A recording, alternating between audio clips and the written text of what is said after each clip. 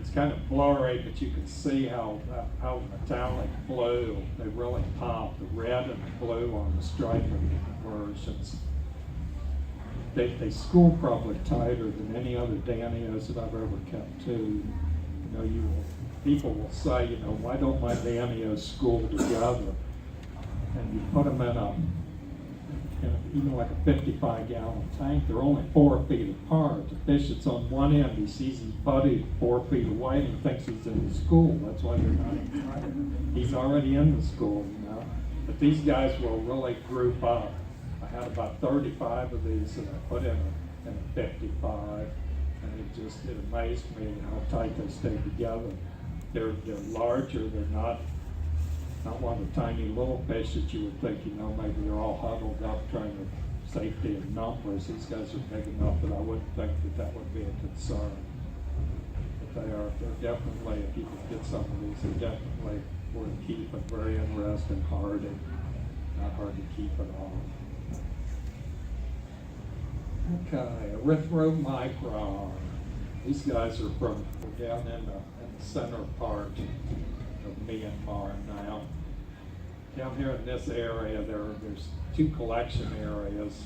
There's Lake Inlets down here, and that's where these fish come from.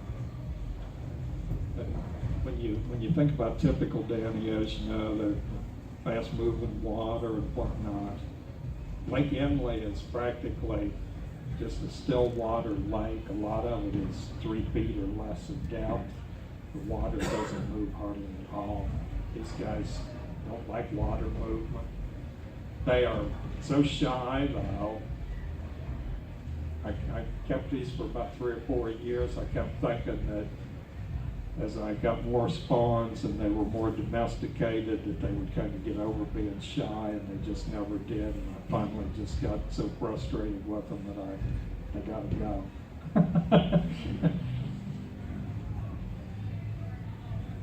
They pretty much spawn just like celestial pearl danios.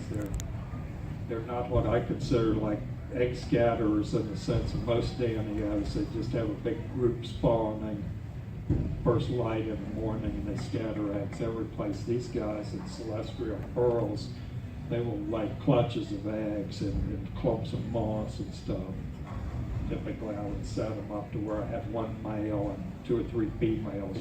You kind of you want to have enough fish that there's enough to spawn, and at the end of a week you got enough eggs to collect, but you don't want so many fish in there that the ones that aren't spawning are just eating all this caviar, and at the end of the week you got nothing to show for it. Okay. Danio. These guys are from the coast area over here. There's several fish that comes from this area. This is another one of those fish that when you see it in the flesh, it is gorgeous. This is a female fish here. You can kind of tell by the white stripe on the fins and the fuller body. The males are similarly colored, but they will have red on the fins. They're more of a real metallic blue, and these are real bright gold spots on them. They look much better than that in the flesh. I couldn't find a really good picture of them. I've got a group of these, but they've kind of been on the back burner. I guess I kind of obsess when I can't spawn all my fish at the same time. I work with this group, and the others just kind of wait their turn.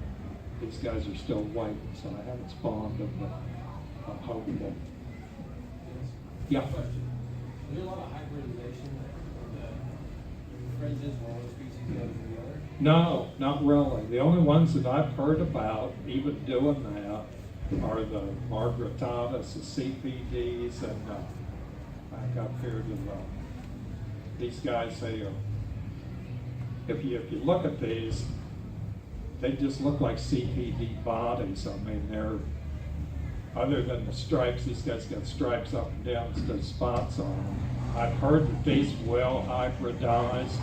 If you go back, I don't know, a year or two, tropical fish hobbyist 1 month, they highlighted their fish of the month was a CPD, and they had some bastard picture in there that wasn't a CPD.